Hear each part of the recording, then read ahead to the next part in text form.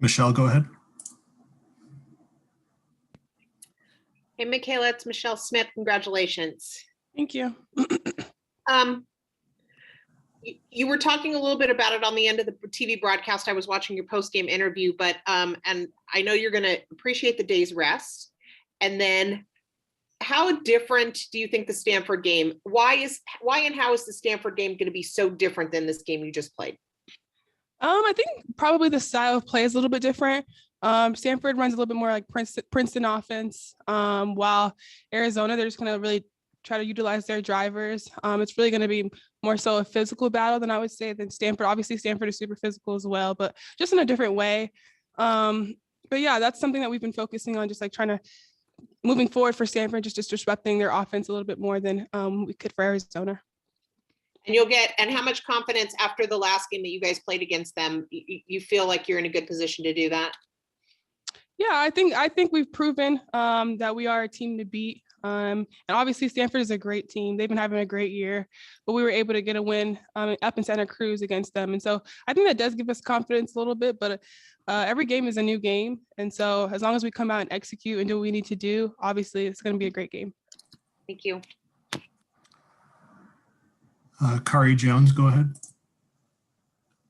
Hey, what's going on? Congrats, Michaela. It's Kahari. Can you just elaborate on just more on how you say that it would be a much different game? Are you meaning like defense is your anchor? I'm sorry, Kahari. Can you repeat your question? I didn't hear it too well. I said, can you just elaborate on just how you feel like you would disrupt the Stanford's defense? Yeah, of course. So they, like I said, they run like a little bit more Princeton offense. And so last time we were pretty successful against them when we were being super aggressive, being able to deny just like some of their catches. And that kind of gets them out of rhythm a little bit. And so once we're able to get Stanford out of rhythm, we're able to do good things. And so that's one thing that we really focused on when doing the scout against Stanford. Willie, go ahead. Hi, Michaela. We could talk about tonight. Second straight night you hold a team to a season low, but over the last sequence, they carve into a 10-point deficit, cut the lead to 2. You just talk about the last sequence over the last minute 4, and just sort of standing your ground and doing what you guys had to, what you ladies had to do to to hold off their rally there at the end. The whole game, even when we came in, part of our game plan was staying steady. Yesterday, we got out of character just a little bit, just as far as like emotions. And so this game, we really wanted to focus on being super steady. We knew that there was going to be ups and downs, left and rights. With Arizona, they're a great team, and they like to take you out of rhythm on offense and on defense. And so our key word was to stay steady. And so they went on that run in the fourth quarter, and every single huddle, every single timeout, we were like, look, stay steady. They're going to make their run, stay steady. We have this game. And so I'm just super proud of my team for being able to bounce back from yesterday's game emotionally and pull this one out. I brought this up yesterday to coach, but there was a point in the third quarter yesterday over the last, I think, 3 minutes that Natalie had 3 key steals. Tonight in that last minute 4, there was a point where she snatched the ball and then she got fouled and she went to the line. Her defense alone, she just comes up with timely steals. It's not glaring on the stat sheet, but it's those timely defensive stops that she makes. Can you just talk about her play? Yeah, Nat is just so huge, and she's just a threat on all facets of the game. And I'm just super proud of her just being a dog on the defensive end. And that's what we need for her. Like yesterday, she was the passion player of the game. And we really talk a lot about passion plays in our program. And she is the epitome of what that means. And so for her to get those little deflections, little steals, those rebounds that you have to reach a little bit farther for is just so huge for her. And I'm super proud and happy to call her my teammate and have somebody who it means that much to her. And so I'm super, super proud of her. Haley Sawyer, go ahead. Hello. Just when you really turn it on tonight, when you drive to the net, what just kind of goes through your mind in those moments? Today, I just wanted to really focus on being really steady. I think yesterday I could have done a better job of that. So I wanted to come in and do what I needed to do for my team, whether that meant driving to the basket, getting rebounds, or whatever I needed to do, or even shoot free throws for this game. And so I knew that they were going to have more post-ish players on me. And so I know that sometimes I can have that advantage where I can drive to the basket and get a foul or hopefully get a basket. Thanks. Gavin Carlson.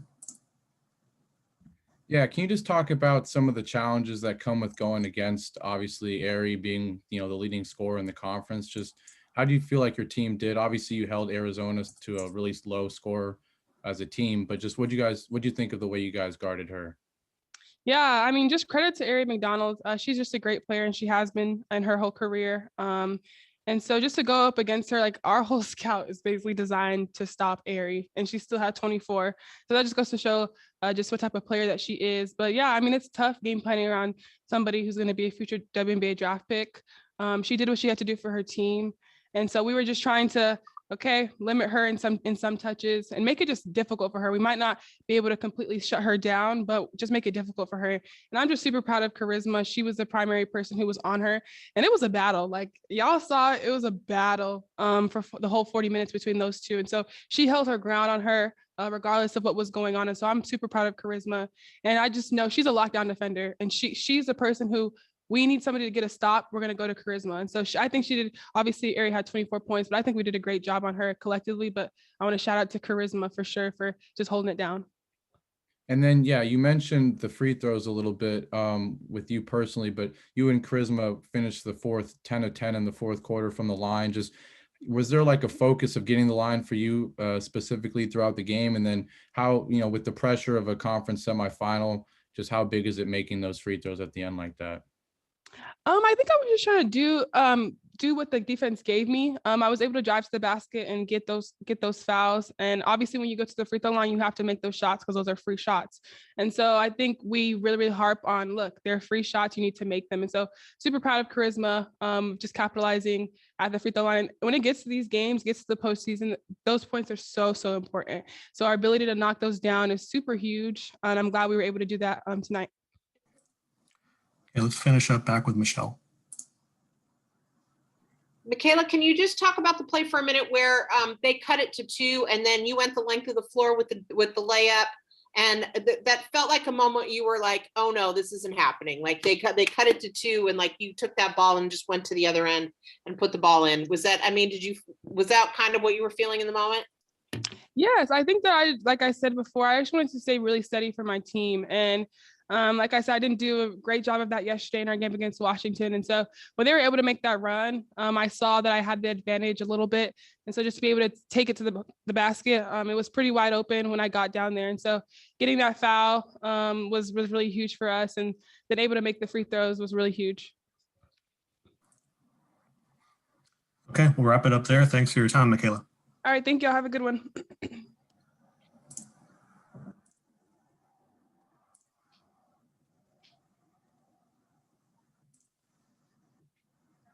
We'll have head coach Corey Close coming up next.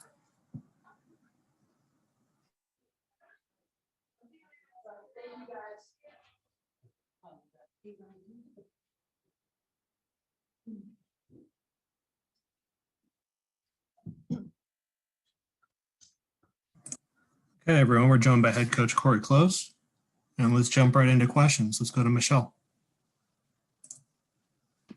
Hi, Corey. Congratulations. Hi, Michelle. That looked like a football game out there at moments. I felt like I played in a football game and I wasn't even out there. So yeah, it was extremely physical, relentless. I'm sure as an official, that was a very difficult game to call. But I think we knew that Arizona was going to be a great defensive team. They have great length, athleticism, physicality. And I thought both teams were extremely physical and really good with our defense. And it was going to be the team that can control a few more possessions, could defend without fouling. I was just really proud of everybody on our team's ability to stay steady through that physicality. I thought that was going to be a huge key, is to not get wrapped up in the ups and downs of that, what didn't get called, what did get called, and to stay really steady. And I really thought that was the difference in the game. We were able to regroup with that and get stops and rebounds when we really needed to.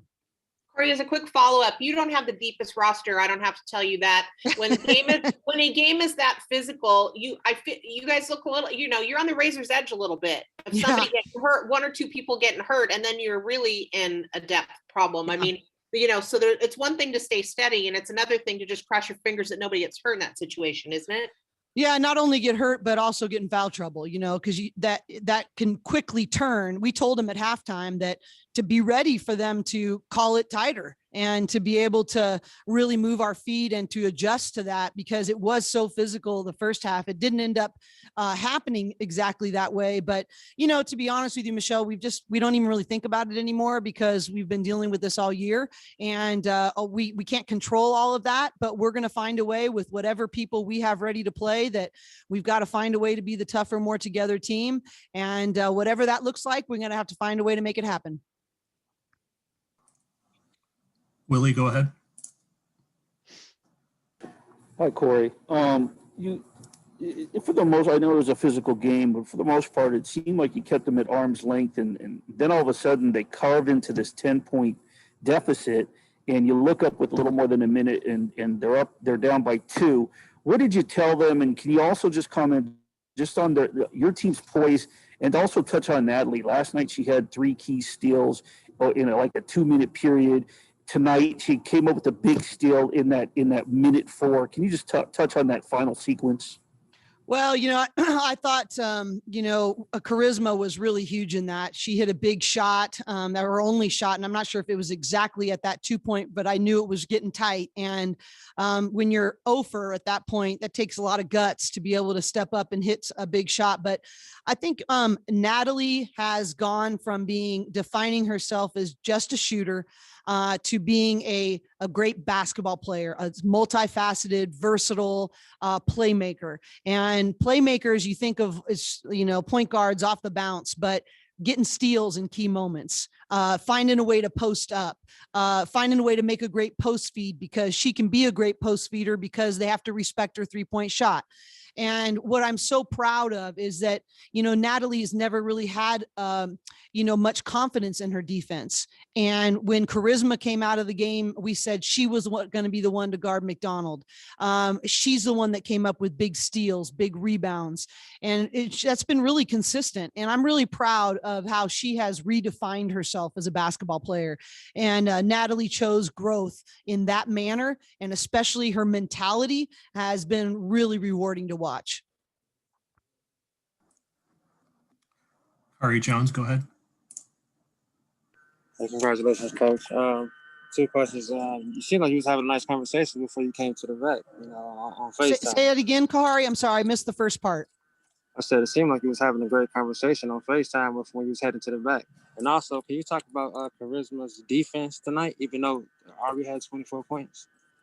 Yeah, we said to Charisma at halftime, we said, who cares about you versus Ari?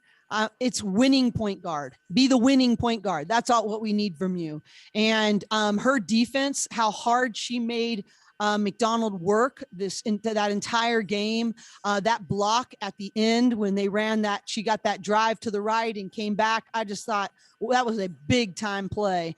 And I'm just so proud of Charisma for just saying, I'm going to do whatever it takes to make sure that I'm on the winning team. And, McDonald's a great player. So is Charisma. And it wasn't about stats tonight. It was about doing whatever our team needed to win the game. And that's exactly what Charisma Osborne did. Sue Favor. Good evening. I wanted, Corey, I wanted to ask you about another player that really has seemed to make a huge difference for you in the last couple of games, and that's Lauren Miller. She does so many things that don't necessarily get put on the stat sheet, but I don't know, it seems like you guys might not have even won without her the last couple of nights. Maybe you can tell me. She's been poised on the floor. She's contributed. I just think her growth over the last few weeks has been pivotal for us. And she's just been really good. And, I think I thought really major people were Lauren Miller, Emily Bassoir. I thought gave us huge minutes, and Dominique Darius. I mean, being in the situation she's in, we made a run when she came into that first half, but I really do think it starts with Lauren. She plays such a unique, pivotal role. She's one of our highest basketball IQ players. We knew that we would need to use her as a facilitator because she was going to mostly have Reese or Ware on her, and she was going to be able to create those catches that we were going to need. And we just rely on her so much. And the way that she plays her role with such steadiness and versatility and commitment to the team first, that sets the tone for other people coming in. And, for the Emily's doing that. And it may look different, but I think she follows that same tone. And I thought they complemented each other. And we played really well with those two in together for a portion of that first half. But I just think Lauren really sets the tone for that. Thank you. And that's funny that you mentioned those are the exact two players I was going to ask you about for my follow-up, just as far as being your freshmen. And seems like they've been kind of, Emily obviously got here before Dominique, but Dominique seems like she's been coming along very nicely. So clearly they're both going to be freshmen again next year. How great is it to have them have all this quote unquote practice under their belt and mature so much? It doesn't feel like practice right now, but yes, you're absolutely correct. And I just am so proud of both of them. And, this was a really physical, hard, quick game. And I thought Emily played the best defense of her career. And her improvement on the defensive end over the last several weeks has been remarkable. And Dominique just keeps getting better. She's really one of the first ones in the gym every single day. Her and Emily and Natalie shoot together after almost every practice. She's putting in the work. She spends extra film time with coaches. And I think the future is really bright for us because I am so excited about Emily's love of the game and Dominique's love of the game, their commitment to a high level of work ethic, and they want to compete and they want to compete at the highest levels. So really excited for what they're bringing to our team right now, and we're gonna need to continue to use them. Every person's got to be counted on to do their job, whatever it is that night. And I feel pretty confident that Dominique and Emily are growing into those roles quite nicely. Gavin, go ahead. Yeah, Coach, congratulations on the win. Obviously, you guys want to celebrate, but, in 2 days, you've got, Stanford coming in. They've won 13 games in a row, I believe, and two pretty comfortable wins. They're going to be well rested, where you guys have had two close kind of gritty games. Just what are you guys going to do tomorrow? Is it going to be a lot of rest and film, or are you guys going to have a full practice? What are you guys going to do for this game? No, we won't do. The good news is we've had a lot of practice at this, and we've, the players are already back. They're going to cold tub and start recovery tonight. And, we've actually had to master this whole recovery thing, pretty well. We've had to work on it a lot. So, I think that at this point, to be honest with you, I told our team, look, I'm really proud of you, and these are the things that we did well, but is this what you came here to do? The answer is no. They wanted to have an opportunity to play on Sunday and to play for a conference championship in the number one conference in the country. And, what a privilege. And I think Stanford's playing maybe the best in the entire country. They're playing so well. They're shooting it better. They're, running the floor. Their transition game has really gone to another level, in my opinion. They're a great team. But if you're going to win a Pac-12 championship, then you're going to have to play great. You're going to have to play and beat great teams. So, at this point, I don't worry about them celebrating. We made a commitment in the locker room that we won't speak of this game after 11 p.m. We're very focused on putting our energy and our time into being ready to prepare and to get our mind and hearts right. But tomorrow is going to be much more mental, hardly any physical, just outside of just recovery and doing those things. But we've played Stanford twice, and I think it's going to be more on the coaches and in using film really wisely and being, having our game plan really succinct. But it will really be about recovery and mentality more than anything else. Yeah, and then also just what do you think is the biggest difference between your team now and, coming into the tournament? You said you guys still had a lot of room to grow. And so now that you've played Stanford twice and obviously two different results, what do you think is the biggest difference with your team now? And, in going into this final game with them. Well, I sure as heck, I mean, I think anyone watching us would say we have a lot of room to improve on the offensive end of the floor. That's for sure. But, I think, against Stanford, they're so good at playing personnel and trying to get you to play to your weaknesses and not to your strengths. That's the battle, right? When you play Stanford, is you got to find a way that you can get the game to play to your strengths. They prepare exceptionally. And we've been, we've had great battles with them. We lost to them at home right before the holiday break by 11. And then we obviously got the win up there. But, I think that's always the battle, right? Is how we can, play to our strengths and not allow them to play to theirs. They're such a well-coached, versatile team. They're deep. They have a great balance between inside and outside. They've got a great shot blocker and Brink, and so they obviously are a loaded team. But I really like our team, and they have some challenges in trying to match up versus us and play to their style. So it's teams of contrasting styles.